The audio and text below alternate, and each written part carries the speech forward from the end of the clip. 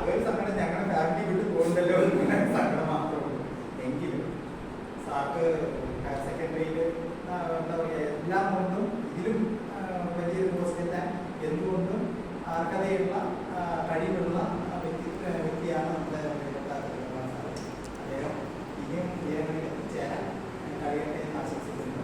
അതുപോലെ തന്നെ നമ്മുടെ സ്കൂളിൽ നല്ല രീതിയിൽ വർക്ക് ചെയ്ത് എല്ലാവരുടെയും സ്നേഹം പിടിച്ചു പറ്റിയ പ്രിയപ്പെട്ട ശിവകുമാർ സാറ്, പുതിയൊരു സ്കൂളും അല്ലെങ്കിൽ ഇനി വർക്ക് ചെയ്യാൻ പോകുന്ന സ്ഥാപനങ്ങളിൽ ഇതുപോലെ